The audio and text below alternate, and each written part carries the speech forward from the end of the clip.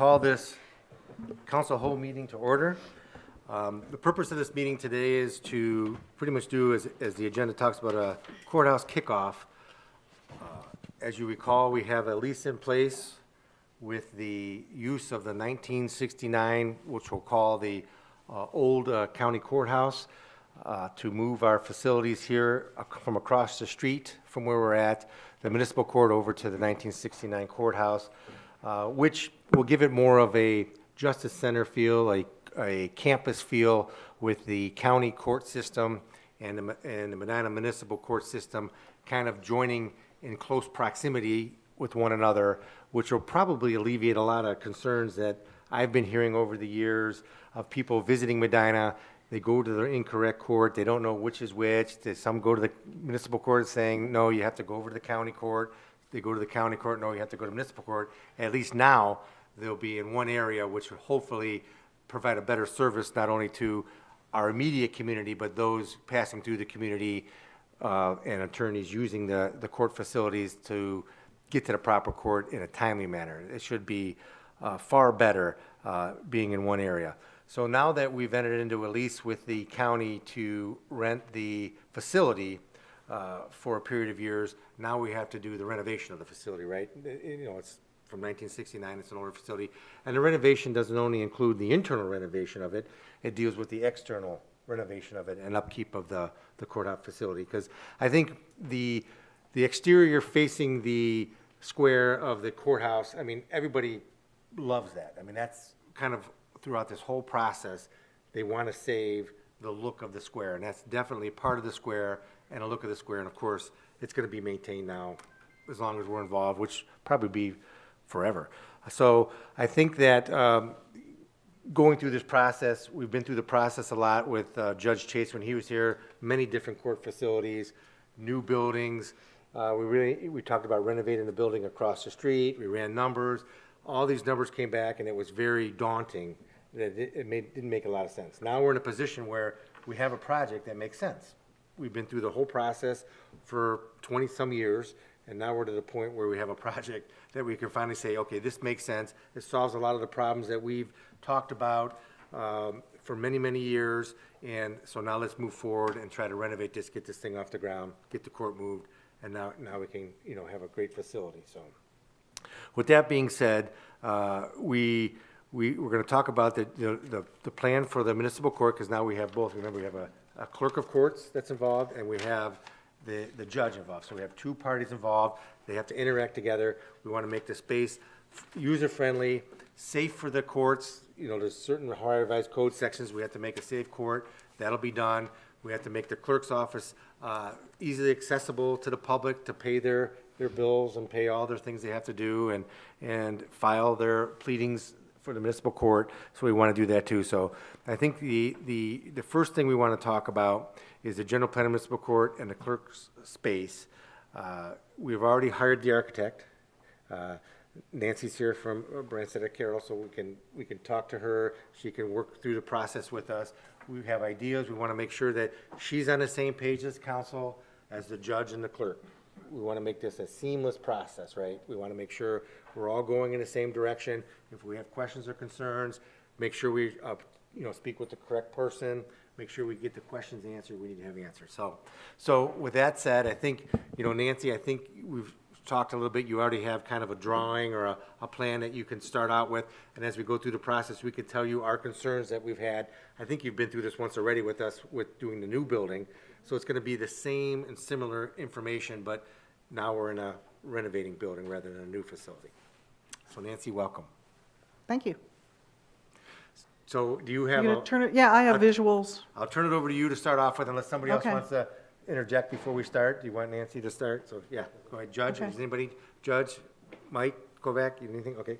Nancy, Okay. It's your floor. So Jared's going to pull up, I put a few slides together. So first of all, I think this is maybe touches on item 5 on the agenda, but this is the big picture. We helped the city and the county prepare just kind of diagrams that went along with the lease agreement in terms of what spaces are shared, what spaces are used just by the Muni Court. So this is a floor plan, overhead view. North is up. The new main entry to the county court, oh good, you're going to be my pointer. The new entry to the county court is just where your fingers are there, going through a security checkpoint. The areas in light yellow are identified as shared space that will be used both by municipal court patrons as well as the county court patrons. So it includes, from the bottom up, it includes the main entry, the secure checkpoint. There's some public restrooms there, all in that main county library. When you go just to the left, there's a connector that gets you over into the 1969 building. The hallways there are this light yellow because the blue box is the law library. And that is a county, related to the county function. So the county technically will have access back there to get to the law library. So that's why that piece is yellow. If we go up to the top of the page, the yellow areas up there are the sally port and the secure hold areas. For persons who are in custody coming to the courts. So currently that's all being used with the county court. The orange bar that you see there is, we have, in designing the county courthouse, we allowed space for a connection to the 1969 building if this ever was going to come to fruition. If it didn't, the space was fine as is, but we kind of made sure that we could carve out this space so that people, the in-custody persons, can come into that sally port, come through that hold area, and have a secure connection over to the 1969 building and to hold areas that are in that building. So that's that kind of orange piece there. Then again, the diagrams are, the orange is city use only. The blue is the law library. There's a pink box there that until recently we thought the county probation, or not probation, probate court, they had a lot of files stored there, and there was an option for them to just keep them. The intent now is for them to move them. They haven't moved them yet, but is for them to move them into their storage space in the county building so that that space will be available for the city use as well. Now, just a quick question. This is level one, the bottom level. This is level one. And so this is the 1969 building. Yes. Now, the library's there. Yeah. So all this other stuff, this will have to be renovated internally. Yes. Okay, so there might be some walls moving and some things. A lot of them, yes. Happen here Yeah. structurally, and it looks like this one new thing is a new addition, which is a Yep. public staircase, but the other one, the in-custody staircase, is there. That's not in custody. It's Oh. it's an existing stair, and I have blow-ups of Okay. just the 69 plan, but this gives you some context on the first floor of what those shared spaces will be, and then how the people will access the new 69, the newly renovated 69 building. So now when we go to the next slide, these are the 3 levels of the 69 building, and I have even bigger blow-ups of this. So I'm just going to touch on this briefly to say we have all 3 levels that have been kind of flushed out, and those are all kind of facing north.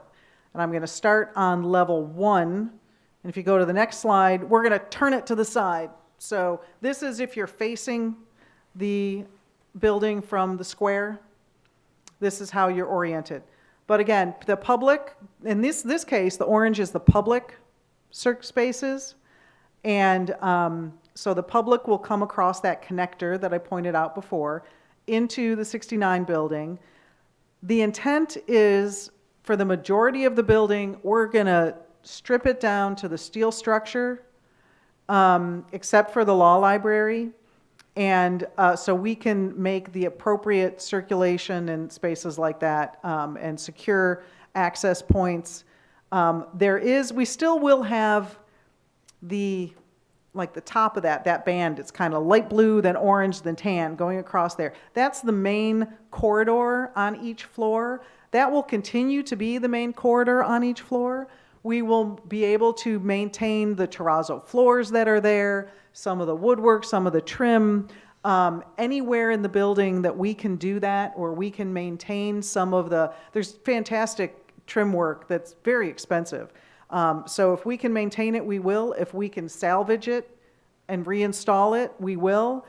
We just spent 3 hours over there this afternoon, now that it has been vacated, to take a closer look at some of that. So there are pieces that we are going to maintain wherever we can, but the building is a steel frame structure, so from a structural bearing wall issue, we can go all the way down to maintain the steel structure, and it gives us more flexibility. So on this floor, again, the orange is the public. We're going to open up that space that's orange there, so there's a little more room when you first come into the building, as kind of a public lobby. There is, just to the right, upper right of that, is a new public elevator that is currently, we may change that, outside the building, a new addition outside the building. Then on the opposite side is a new public stair. After walking the building today, we're gonna rethink a lot of these things. Do we need that extra stair or not? And we may see if we can move that public elevator interior to the building. Again, it would kind of save some of the implementation if we can find a way to make that work. As a quick question to clarify, these are the structural steel beams, the I-beams? Is that Those are the columns, yes. Those are the hold the building up? Yep. So you'll be working around those, that's why they're there? Okay. Yep, absolutely. So there are 2 existing stairwells. There's an orange one to the left, which is a public one. Then there's a brown one to the right, which we're designating as a staff stair. Those are existing. They have beautiful terrazzo floors and steps. We're going to maintain all of that. So that's a really good head start. So again, I said the orange is public. There's also a restroom on the first floor there so that the public can have access to a restroom.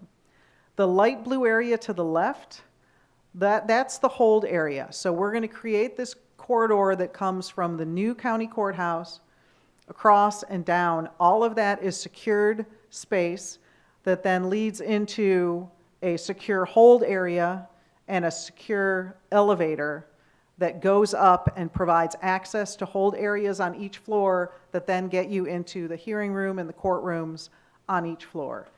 So that is a very isolated, secured area. And to clarify, Judge Werner, that currently you don't have any of this. The in custody and let's call them victims or whomever, they are all mixed together. Yeah, my light's on. Can you hear me? Yes. Is that- Yeah. Okay. Yeah, we have essentially a 4-foot hallway that runs the length of the building, and everybody uses it. Victims, witnesses, law enforcement, court personnel, judicial officers, they're all marched down the same hallway. So that everybody who gets transported comes in the employee door, gets walked down the small hallway, and then they're held in the jury room until they're moved out into the courtroom for proceedings, or into courtroom too. So among the things that this is going to provide for the court, this could be the most important improvement, is we'll have secured areas for the public, for court personnel, and for the law enforcement transports from the jail. Yeah. So there's also in that light blue area, there is a restroom. So at each floor where the hold areas are, there's a restroom. The hold room is small. The intent is when someone is coming and they are ready to go to court, and they're just going to be there, maybe waiting for an hour or something, to get into court, they can come and wait here. If someone is there and they're going to have to spend more time, a couple hours until their time for court, they're going to stay over in the county hold areas. Those yellow spaces I mentioned the first time. There's larger spaces there, and over there we have segregated juveniles, females, and males. And they're not supposed to cross paths and all that kind of stuff. So that is all set up in the county building. So that's some of the benefit that we're getting by kind of teaming up, if you will, with the county, is to have that shared space, because we don't have enough space in that building to provide that kind of hold area. So yes, sir? And additionally, the existing mechanical room that's there, now some of that stuff probably is out of date, so those items will be updated, but the structural, I guess, area and all the leads that come out of there to service the other floors, all the chaseways and things, would they, is there such a thing, or? We're gonna, yeah, so we're gonna be replacing, there's some new equipment that we can maintain. There's a lot of stuff that we're gonna be replacing. We will be, again, this is kind of a space planning diagram, so we will be carving out chases for mechanical and things like that. We have some flexibility for that. The bottom left blue box, again, is the law library. We have carved a little bit of space out of the law library in order to fit that in-custody elevator. It's tricky because that has to go all the way up the building and it has to land at the right location for where the courtrooms are and the hearing room is. So there's a little bit of space that we're going to carve out in there, and in doing so, we're going to relocate the law library office just within their space over to there. So there's a little bit of work that's going to happen there. The tan area is staff circulation. So that, again, is secured. And staff have access to that, public does not. There is an elevator for the staff only. So the court staff, the judicial staff, they have a way to circulate through the building without crossing paths with the public or the in custody. There are a couple restrooms there on that floor. And then the blue box on the bottom right, I didn't realize these colors were so similar. I apologize. That is clerk storage. The lines there that you see, that's actually the current clerk filing system that's in the current municipal court. So we went, measured all of that, and made sure that it would fit in this space, and there's plenty of room you can see there for expansion, more shelving if they need, and then that pink box that they are able to take over as well. There is, in that tan area, the upper right-hand corner is the existing stairwell. Just left to that little box is a new staff entry. The main public entry is just open during court times. That other staff entry can be a secure entry for staff only, and anytime that they need to access the building if the county building is not open. I just want to clarify, if anybody has a question, you can just go ahead and ask. Yeah, Paul, just Because go I ahead. don't see anybody. I'm never going to stop if you don't wave me I down. know that, but I was brought up, be Yeah, polite. I understand. Once in a while. Okay, you did say that the main hallway was going to be maintained, Mm-hmm. but just for clarity, it will be segregated, staff, public, and Yes. in custody? Yes. Okay, with some sort of barrier? Yeah, Okay, so there's a all right. wall and a door, in the division between those colors right there. There's a wall and a door, and, almost every door in this building is going to have some kind of access control on it.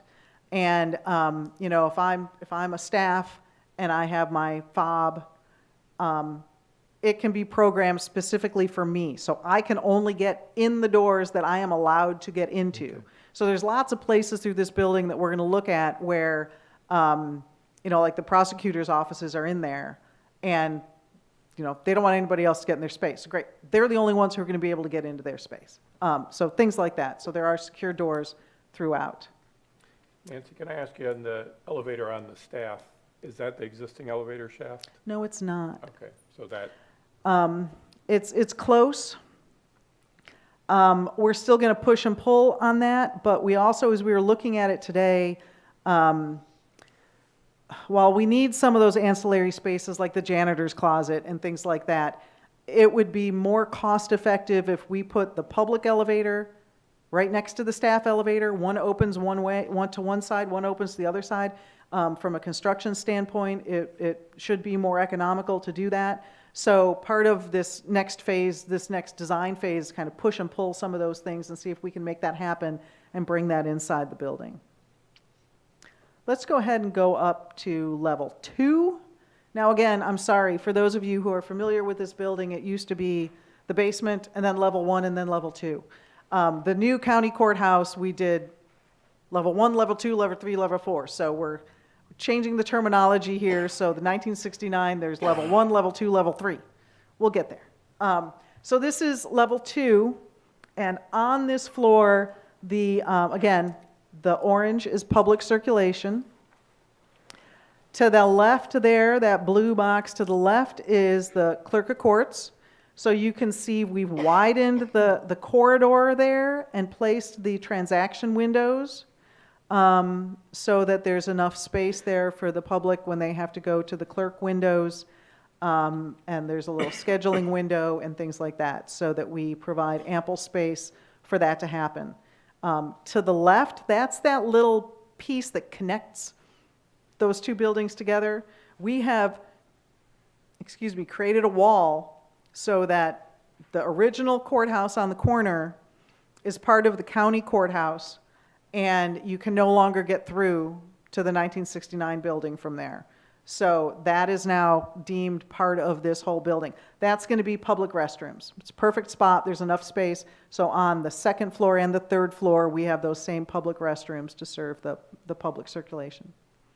So again, the clerk office is there with the workstations that they need. There's 3 private offices in there at the bottom overlooking the square.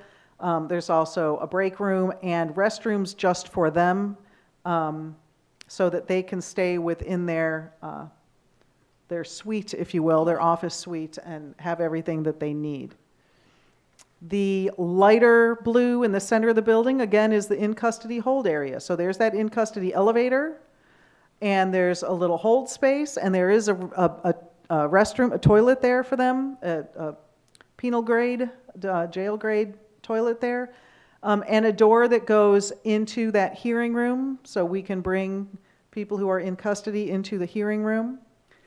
In this case, we have added another door from the hold area to the main hallway, because there are times when there are people either in visiting probation, which is the pink area, or at the clerk window, and for whatever reason, they need to be taken into custody. So the bailiffs can very easily get them through that secure door into the hold area, and they are now secured. So that is a specific request from the municipal court, so we're able to accommodate that. The green spaces there is a hearing room. So on this level, we have one hearing room. There is an entry vestibule that provides a sound barrier. You know, on the outside of buildings, you put a vestibule in to keep the cold out. And in courtrooms and hearing rooms, it's for sound, so that you can open one door and the other and not interfere with what's going on there. The other little green box next to it is a small meeting room. Wherever we can, we create meeting rooms for attorneys and clients to have conversations in the courthouse. So that's what that is. Then we go to the tan again, which is the staff. So there's the staff elevator, a staff hallway, staff restrooms. On this floor, we have magistrate offices, and we've got 3 offices along there. The one on the left, we kind of have it as future judge. We're probably going to deem it a magistrate's office as well until if at some point a judge is added, they can always be used. But we're going to kind of deem this whole floor as the magistrate's floor. There are spaces for the bailiffs as well. Then the pink area is the probation area. So that has, again, you can access it from the secure staff corridor, but the main lobby area is also accessed from the public corridor. So not that, that's the staff. Don't go over that tan area. There's a door off of the orange that goes right into the pink, and that's where the, right there you go. That's where the public will enter that space. So again, the probation office is its own office suite. The doors that the staff use have access control, so only the people who are supposed to get in there. But there is a door, again, from the pink probation into the main staff hallway, so they can access, you know, if they need to communicate with the magistrates. It gives some flex, and to get to that elevator if they want to use the elevator. But the goal is that they can work fairly independently. I'm going to go up to the 3rd floor, and then I'll stop talking. All right, Can I ask Mr. you, Shields. Nancy, again, on the gold there on this, maybe the new 1st floor. terrazzo along the back? 'Cause Yeah. that roughly is that back hallway there. Yeah. Okay. And so we were looking at it today and where we're kind of expanding and doing things. We would still want that to be terrazzo, and we would put new terrazzo in a different color. You know, it creates some banding or create some accents so that it will mesh well with what's there. We also noticed at the first floor, the lower level, when you come in where the new doors are, there's some damage there to the terrazzo. We can cut that out and put a nice accent band. So there's lots of things that we can do to maintain that terrazzo, and nobody will know that it wasn't always there, and we can put some new, spread that flooring out where we need to. Up on the third floor is the primary floor for the two courtrooms. So again, we have our orange, which is public. On the left, we have those public restrooms. The large courtroom, which is the jury courtroom, is that left green space. We again have the vestibule, sound vestibule to get in there. We have a couple meeting rooms there. One opens from the hallway and one opens from the vestibule. That is intentional. If you have two different parties and you want to keep them a little more separate, you know, there's just a little bit to keep people separate, works well. Then we have the main courtroom space. This is a jury courtroom. We met and reviewed this again today with Cindy, and we don't think we need as large of a jury space. We're going to confirm that. We might only need 9 chairs in there, which would give us some more space. And the judge really wants to flip where the witness bench is and over to the side where the jury is. So there's some tweaking that we're going to make happen. The door that goes into the tan area, again, the staff area, that's where the judge comes through and the other court staff. That is actually raised. That whole area is going to be raised. We don't have enough space in the courtroom itself to have a ramp to get up to handicap accessibility up to a raised bench, but we can do it back in that hallway. So the judge's bench and the jury will automatically be raised up, and then everything else in the courtroom is going to be down a step or two, I think, to that level. So we were able to make that work in that space. The gray space is a jury room with restrooms that serves that courtroom. And then again, the other green space is the second courtroom, does not have a jury box, but still has all the amenities. And again, that judge's bench is raised because you access it from that hallway. The other door that accesses to the rest of that room has steps to it. So we're doing some, handicap accessibility and also security. And just for clarification for everybody, we talked about the new members of council a long time ago. The reason we're not having 2 full courtrooms, and no offense, Judge, is that the judge has total control if we build a courtroom to add another judge. We have no say as a city. And of course, we don't want that really to happen because it's a couple $100,000, $300,000, maybe more a year to do that. So in the meantime, until the need becomes pressing enough, I would assume that the magistrate's courtroom could be converted into a full jury courtroom with another judge, as Nancy mentioned, on the other floor for another office for a judge. But in the meantime, we didn't want to have that happen, and that's been for 20 years. We just want to have a little bit of a say of when another judge starts in consultation with the current judge, rather than the current judge is telling the city, we're going to have another judge. So that's kind of the reasoning for what is going on here. Yeah. If I may? Yes. Another very practical reason is that, statistically, 99% of all the cases that come to the court resolve. So we are only really conducting a couple dozen, maybe, jury trials each year. We schedule them every Thursday, but most of those cases resolve before the trials are called. But it just as a practical matter, it doesn't make sense to have 2 full jury rooms and have one lay idle. With the one that we do have is already not being used for jury purposes, half the year. So it makes sense to just have one that will suffice for the volume of jury trials that we conduct. And there's also been discussion on and off, but it takes a state legislature about having a county municipal judge or judges, because right now Wadsworth has a municipal court, and there was talk about combining them. That may never happen, but it could happen, and this would be how it would happen, if it ever did. So again, the center blue box is the hold area. And again, there's the in custody elevator. And then a hold area there. You can see there's some benches drawn in there so that you can hold people there for a little bit of time. And doors directly into the two courtrooms.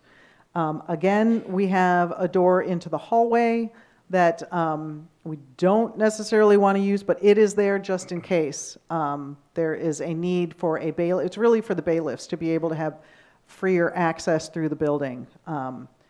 But we don't want the in custody to ever leave their blue zone or the green zone. Then again, we have the tan is the staff corridor, staff circulation, the staff elevator, break room, restrooms, things like that.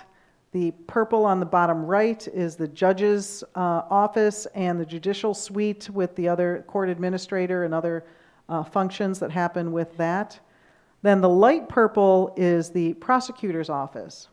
So those are some of the spaces that are here currently in City Hall that need to have easy access to the court. Right now, they just walk across the street and it's easy access. So they really need space in the courthouse to function efficiently on court days. Mayor, where'd he go? Right there. Just a question when you're walking back.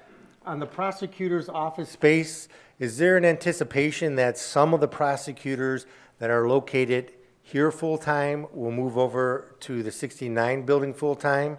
Or is it just a shared space between City Hall and the space in the 69 building? Is there any kind of talk about that yet? Most of the prosecutors and the law director will be over there during the court hours as needed for the cases that they're assigned to. I've already told Greg that we also need access to him here, so we will maintain an office here, possibly a part-time clerk here, but the clerical staff will go over as well. And then what that will do for us as a city is then free up some more space here to possibly bring Lorraine from civil service back upstairs and maybe reconfigure that room for some other purposes. If I can dovetail on that too, one, having the prosecutors in the building with us will be a huge operational plus for us as well. Because whenever we need the prosecutors for whatever reason now, we send a flyer across the street and they've got to hunt somebody down and they bring them back over. And that takes time as well. But that third hearing room, which has sort of been the goal of this municipal courthouse, for more than 20 years. If you looked at the original plans from the building across the street, they anticipated 3 hearing rooms in that building as well. But that third hearing room will allow us to manage that civil docket much more efficiently. We presently have a full-time and a part-time magistrate, but we only have 2 court spaces. So if I'm in the big courtroom and the chief magistrate's in the small one, we have a part-time magistrate who has no opportunity to get proceedings conducted. So we'll be way more efficient with that third space. All right, do you want me to follow the agenda or do you want me to go with what I have next? Well, we'll go what you have next, and if we have questions, we'll just interject them, and then Okay. we'll go through All whatever's right, left. cool. Let's just keep going. So, exterior. So, we've talked about what we're going to do on the interior. There are repairs, maintenance and repairs that need to happen on the exterior. These actually, your building commissioner, Dan Gladish, was over touring this. I think there's a date on some of those photos, and he sent me these, and he said, we're going to take care of this stuff, aren't we? I'm like, yes, we're going to take care of this stuff. So there is, the front columns look great from far away, but they are rotting on the inside. The bases are rotting. So we need to address those. The county has been aware of this and trying to figure out what was going to happen here with this building to really take care of that. So we need to look at them closely and figure out what needs to be done. Whatever we do, they will look exactly the same, but we need to make sure that they are repaired and structurally sound and Because this is Longevity. this is an existing condition, who's nickel? Who's taking care of that? Is it the county? No, it's us. We got to take care of it? It's us. But here's a question for you, because it's in the Why? lease. Well, because we took over the lease and we're responsible for it, so. Okay. I mean, that's part of the deal. But the question is, are the wood, is it structural or cosmetic, or is there concrete, we talked about this earlier, or steel It's- beams inside of that? It's structural. They are empty on the inside. It's a Oh, they very are? unique thing, yeah. Oh, wow. Yeah. So we're just right now, we've just started looking at it. So, ideally, we would get a new piece of structure on the inside so that those columns are just cosmetic. But that needs to be addressed. A couple other pictures I have there. So the windows have, go back. Thank you, Jared. The windows have kind of those arch tops and then some, like this concrete panel on the bottom. For the most part, they're in good condition. The one that's up at the main landing, you can see that right-hand photo at the bottom, is deteriorated a little bit, probably when they used to put salt on it, which was, more than 10 years ago when that entrance was even used. So we just want to check those, see if they're okay. The photo next to it on the left, depending on what we do with the mechanical system, there's a grill, an air grill in that bottom panel. If that needs to come out, we need to replace that panel. Just little things like that will need to be addressed on the exterior, even though most of the work is on the interior. Now you can go to the next one. Up the cornice, I didn't have many good pictures of this. There are places where the paint is peeling. Some of the main entryway has been repainted recently, but a lot of it just needs to be, again, just cleaned up, repainted. And then we just want to check those photos on the right, the stone base. Again, there's just some of the panels that are starting to spall a little bit. They've probably been like that for years. We're just going to check it and make sure it's not a concern that needs to be replaced or patched or something like that. So we're just going to do a good kind of look around the building and see what has to be done. Next photo, the roof is actually pretty good. They recently resurfaced it. So we're not anticipating any significant work on the roof. We're looking at it in terms of mechanical units and if we need to add any new mechanical units, and we're always concerned about penetrations through the roof, but the majority of the roof is in good shape. The pictures there are of the skylights. The stairwells have skylights up on the top. So we're going to just take a look at those and see if they're actually being used, if they're needed, what we need to do. We just want to make sure we have a weather-tight building for, the next 30 years. 50. Well, roofs don't last that long. The building's going to last that long, but roof, Anyhow, then finally, when this ramp was added, intended to be a temporary ramp when the new courthouse was under the county courthouse was under construction, the front entry to the 69 building was the main entry for the courthouse for that year and a half, 2 years that they were working on construction. So we put in this ramp. This front entrance, while it will remain, the appearance will remain as it is today forever, it will not be used as an entrance. So my question is, it makes sense that we remove this ramp. It was put in there, it was intended to be temporary. There's no reason for anybody to get up on the top of those stairs unless you all tell me otherwise. It can stay there if for a photo op maybe, but that is a question, what to do with that ramp. I There. ask, for the council's benefit, I asked Dan Gladish to get into that because under ADA, we have the back entrance and this in an emergency could be used. Do we have to maintain that, or the fact that we have the one entrance in the back, and then if we had to make an emergency entrance for the staff or something else, we don't have an answer on that yet. So Yeah, before our we current remove layout it- does not have any exit out this way. We actually have an office on the other side of those doors. So if Dan deems that we need to do that, we will make it happen, absolutely, but Well, the only benefit would be, it doesn't look great. That's the downfall. The only benefit was, as you mentioned, people who want to enter to take photos up there, you know, people that need that type of access. But again, I guess we have to look at that both from Dan's perspective and from an aesthetic perspective of what do you want? I mean, it's there, you can maintain it. for 50 years. It'll always be there, but it does detract from the look from the outside. So the question is, how do you weigh it? Is it required Right. and how do you weigh it, right? Right. Okay, I just want to bring that to your attention. And what else do I have here? We'll just go through my agenda, not yours. So another thing on the agenda is the budget for the project. So again, this is big, broad strokes of work that we anticipate that has us just around $8 million. As we move into design, our team includes an outside cost estimator who does, a construction company that does cost estimating for us. So they will be doing detailed cost estimating as we move through this project. This is just our starting point right now.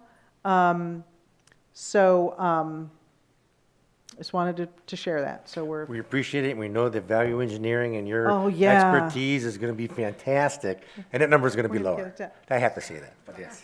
you know, I won't tell you what our fear is all the time. But anyhow, the other thing that we wanted to talk about that's on the agenda is the courtrooms.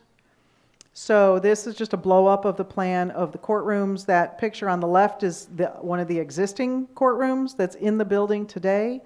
So we looked a lot at that, you know, those little knee walls and all the woodwork and even the paneling that's on the walls. We think we can reuse a lot of that and bring it into the renovation. You know, they'd have to be reworked a little bit, but I think there's a lot of value in the wood and the wood trim that's in the building. Now, it costs money to salvage those things and clean them and repurpose them and put them in. But if we were going to say, no, we're going to put all new in, we would not get that detailed. We would not be able to afford to get that detailed with the woodworking. So we're going to try to repurpose as much of that as we can. And then, again, I mentioned kind of the courtroom layout earlier. It's just another enlarged plan, and I know the court already has some comments on these, and again, from the bailiff standpoint and all of that. So we're gonna work through that, but in general, that's the space that we anticipate they will take up.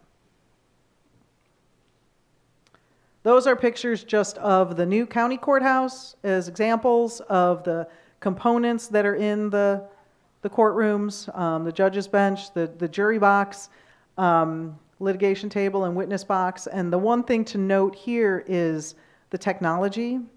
And I know the judge is very concerned. Cindy said that you said, you don't care what it looks like, I just want all the technology in there. So what we do have, you know, in the jury box, there are monitors there, both at the lower row and the upper row, so that they can see the documents that are being reviewed clearly. The witness box has that as well, the litigation tables, everything is wired for, you know, current modern technology. So we're definitely going to include all of that here. We will work with the Muni Courts IT people and the county and kind of say, hey, this is what we did over here. Is this what you want to do over here? You want to do something different? But there's a lot of new technology in the courtroom, so we're going to make sure we incorporate that. Then the last thing I have on here is a draft schedule. It's not on the agenda, but everybody asks that. What's going to happen? So the mandate we have been given is to have this completed before the end of 2025, construction. So to get there, we really have kind of two phases of our work. We have the design phase and we have the construction document phase. We're really hitting the ground running because thankfully we were very pleased to have been working with the court for the past couple years on the diagrams that we shared today. We did that work with them over the past couple years. So we have a really good head start at how we want to lay out this building. So We've got a couple months here where we're going to dive in and verify the layout, verify the program, get into the existing conditions. Is there something there that we need to work around in the existing building, and really make all that happen? This little schedule, the orange boxes there are where we anticipate having meetings. That's basically the weeks of the project. That's today. After we dig into some of the things we talked about today, we'll get back together and we'll review it. So we have, in the design phase, it's about every 3 or 4 weeks that we think we're going to get together, and then get a package that the owner then reviews and says, yes, this is the intent, this is what we want to do. Then we create construction documents that has all the details, everything that needs to actually construct, get permits and construct the project. May through October, we'll push that as much as we can. If we can get it a little faster, we will. We have allowed just under 2 months for bid and award. The bidding process usually takes 3 to 4 weeks, and then you have to award it. That takes us right up to before Christmas. So I think that is our goal, no matter what happens on this schedule, is we need to get this thing underway so that January 2025 they can start working. There is a couple other things I want to point out here. The blue box under the design phase is CMAR ? If we do decide to go with construction manager at risk, we would recommend that for this kind of a project. That's probably the time frame you want to get them on board. You have to go out for an RFQ, go through the whole process. That would be great to get them on board during that time so that they can influence what we're doing in the construction documents. They can help us with constructability and things like that. Now, a couple questions. On the design phase, when you went through the levels and talked about possible changes, looking at what you can do for modifications for the public elevators and the staff elevators, is that when all that Absolutely. will happen? And Yes. then when you start talking about the construction manager at risk, that's when we start looking at, once we get the design kind of finalized, we'll make a determination if we're doing a construction manager at risk with a guaranteed maximum price kind of thing. And Right. then we'd make a determination, this is kind of what we're shooting for. And then when it goes out to bid, we'll see how close we were. Isn't that how it always happens? Yeah, essentially. One point on the design phase, we have also submitted at least the current iteration of the drawings to the Supreme Court. They sent up, as you may all recall, during my first year in 2018, we had somebody from the Supreme Court Security Division come up and do an inspection of the courthouse. I think Judge Chase did that once many years ago as well. But the plans have been sent to him, and we're going to get comments from him and funnel those back to Nancy as well. So we already have a jump on that in this design phase process. Yeah. Now, when we're talking about the design phase process, I just want to, Nancy mentioned about meetings. I think since we've been invested in this all the way, maybe we do a meeting like this again with all of council so everybody can have their input heard during this process with the judge and the clerk and, the administration. That may be the most efficient way to do it. I don't think it's efficient to form a committee and then, have the committee report back to us. I think we're all involved in it.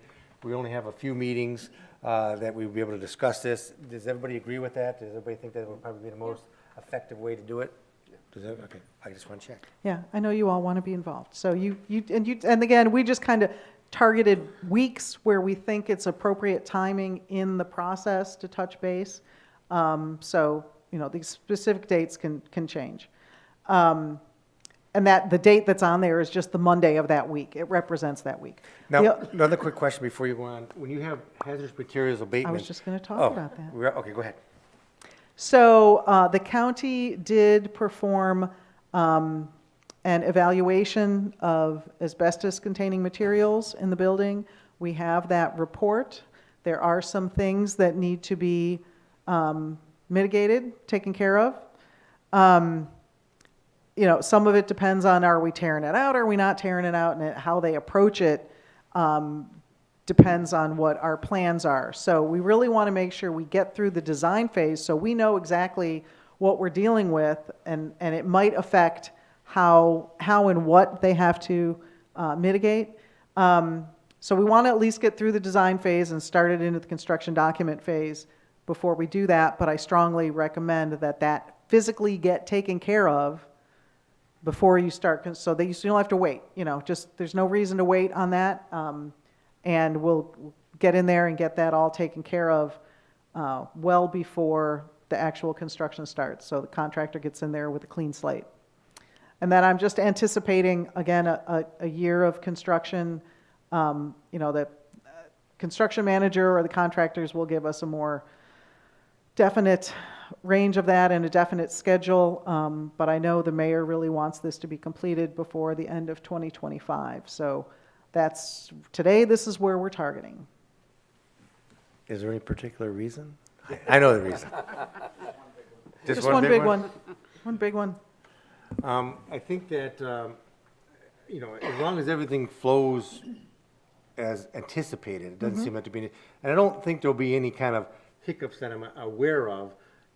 Hopefully, the cost, I understand the cost. It all depends on what the economy's doing. It all depends on what the supply chain and materials and all that stuff's doing. So hopefully, we can get as far as the space configuration and the use of the existing materials that we have, nailed down a little bit so we can get a better idea of what we need. And hopefully those costs, are coming down and not going up. I think the worst of it's happened. Hopefully we're going in a better direction, Yeah. but who knows? We won't know that as months go on. The other thing I will say, if we do get a construction manager at risk on board, they can really help with if we want to do something sooner. So, for example, with the county courthouse building, we did an early demolition and site work package where they went in there, they got the parking lot taken out, they did the grading, they put some of the site utilities in before we even finished the drawings on the new building. We focused on those elements. So, in this case, if we had that in place, we could do an early demo package, if you will, and they assist with that, and they get the bid packages together and work with the contractors. But, if someone like that was on board, I could anticipate that we could get an early demo package in that would help with the overall construction timeline. Okay. All right, so the other things on the agenda, I'm going to push over to you, Mr. Okay. Coyne, which were operating costs upon project completion. If you're going to ask me that question, I'll try and answer that. And then the county court share, city share of the lease. I think that's, You gave a great Everything. overview of the direction that we need to head in with respect to the design, the bidding, and the final construction of the court. Now, it's council's and the judge and the clerk's determination of, and we've talked about this a lot, and I just want to go over it so we're all on the same page with respect to the ongoing operating costs upon project completion. Of course, the operating costs that are currently occurring at the municipal court across the street will, of course, be transferred over once the move occurs. Now, there are a couple other costs that are going to be ongoing that are not included across the street, and that's the lease payments that are due under the lease agreement. And as we talked about that, the judge has the special projects fund fee that's implemented with all the users, let's say, of the court, and that's about $220,000 to $230,000 a year. I think the judge mentioned on an average basis. It fluctuates. I think it was $250 a while back. It just depends on the number of cases. Will Yeah, dictate. just by way of reference, the end-of-year balance in that fund in 2023 was about $212,000. 212,000. So 212,000 for 2023. So that, in talking about it, the individuals who use the municipal court, of course, are just not city individuals, right?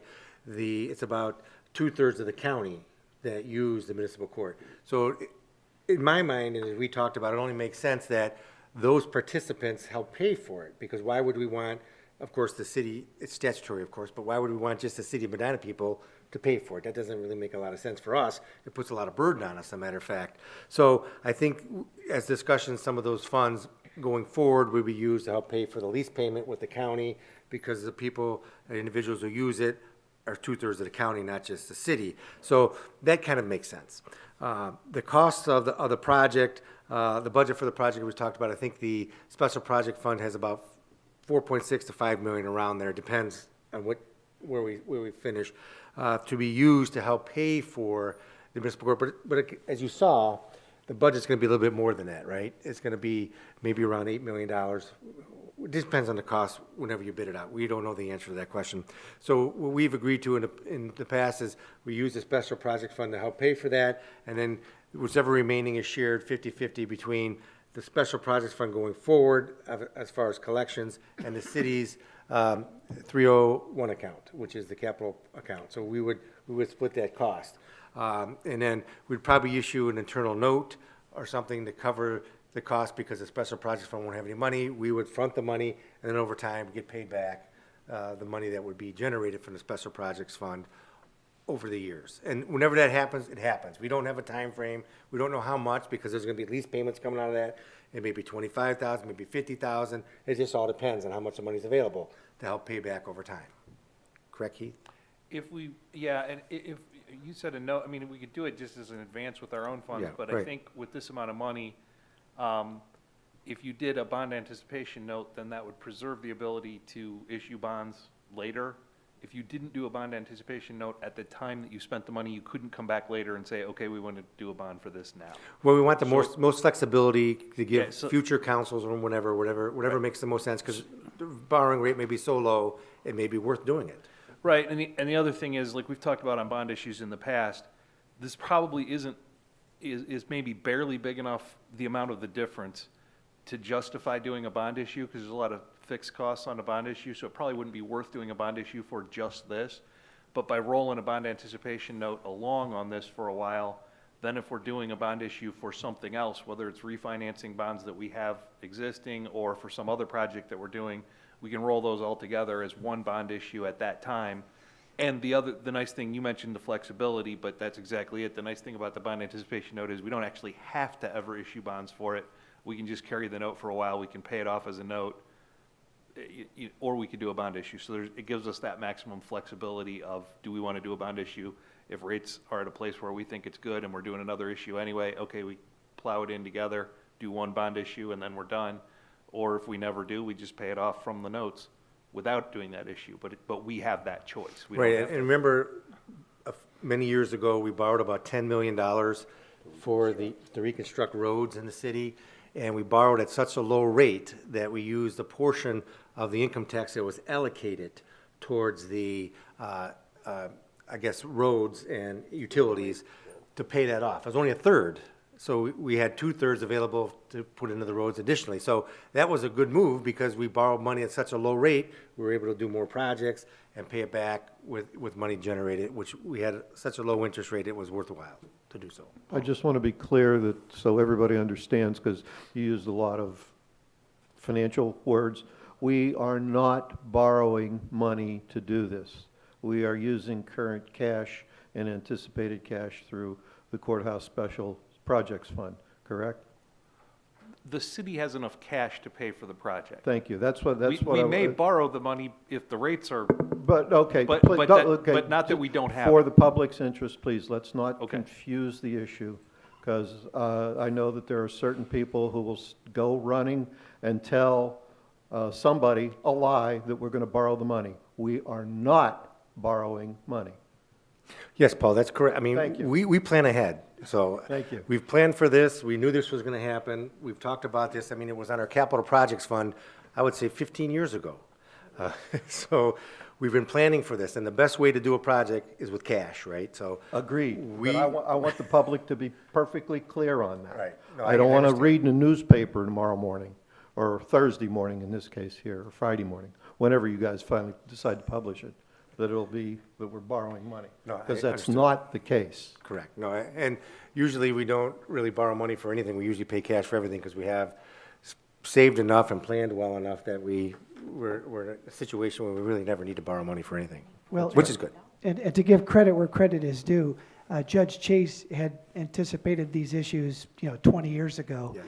And was responsible for getting the special projects fund started. So Yeah, this community on both sides of this street have been waiting for this opportunity for a long time and have been planning for it so that it doesn't put us back. Yes, yeah, thank you.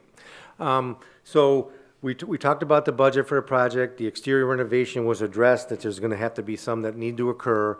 We talked about the operating costs going forward, moving to the court, new court, and hopefully with some of the upgrades that'll happen, you know, I'm not sure the efficiencies that'll be generated, you know, maybe we won't have to add to the budget. I don't know if it'll be able to be reduced, but at least the efficiencies that we generate with the new LEDs and all that, and the electronics, hopefully we won't be in any worse position.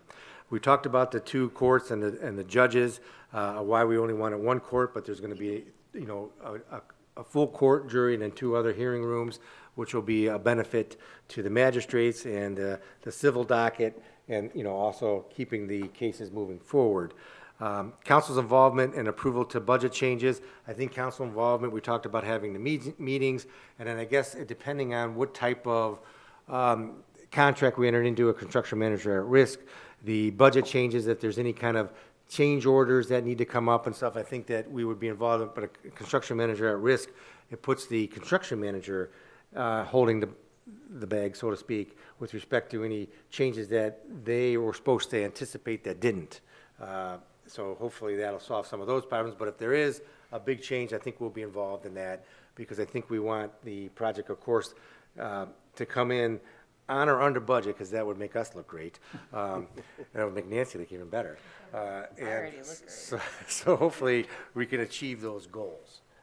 Does anybody have any comments or other questions that they want to ask on council? And then we'll ask, you know, down below, anybody on council have anything? Great job, Nancy. Mayor? Thank you. Thank you, Nancy. So Nancy, if you could for us, just refresh my memory, the county used a construction manager at risk for their brand-new building, and I remember it came in under budget. What I don't remember is the number. Oh, Roughly? man. $350,000? Okay. It was a Roughly. significant savings. Yeah, it was a $30 million project, and they got a check back for 350,000, or, yeah, it came in 350 under. Thank you. Yeah. That's good. Judge, do you have anything you'd like to add or any questions? Yeah, I mean, just in short, we're grateful for the work that Branstedter's done. They've kind of patiently worked with us while we, for at least a moment, thought we were part of a different project. But then when we shifted gears here, they did a good job of shifting with us, and we're excited that council's on board to finally bring this thing to conclusion and achieve all the things that this project will get for the city and for the court in particular. But we're grateful for all the work that they've done. Thank you. Mike, the clerk, you're going to look over the clerk's office and the clerk's things, and I know once before we started out, we had 9 clerk windows. You guys remember that? That was kind of got me off to a bad start. But I know that we have less than that, because I was trying to think of why do we need so many clerk windows. But I think you have to look at the space and your needs. I know you're new, but you have to look at, looking into the future of what would be needed. Yeah, we were over there today and looked at the drawings, and we don't have measurements yet, but it looks very good from right now. Okay, good. I think anybody else? Nino, I know that you're going to be involved in, since it's a public building, you may be involved in some of the work with respect to that. I know that we're going to be able to use the security under the current lease. We'll be using the same security entrance with the county, which will be a savings as part of the relationship, so that we don't have to duplicate efforts. We can actually save on that, and having the Sally port that both the municipal court and the county would use would hopefully be a savings, because the in custody inmates or individuals will have shared spaces, which at the county initial check-in, that'll be very beneficial to us. And of course, we have a parking deck there, which will be able to be utilized, that we planned on utilizing for many years, 360 spaces. There will be plenty of spaces for any kind of both combination of county and municipal court purposes. And the library uses it also, but that would be very beneficial. So if there's nothing else, I guess we'll wait to the revised drawings and the next meeting to get an update of what's going on and keep moving the project forward. Okay? All right, thanks for everybody coming, and we'll wait for the next meeting. Meeting is adjourned.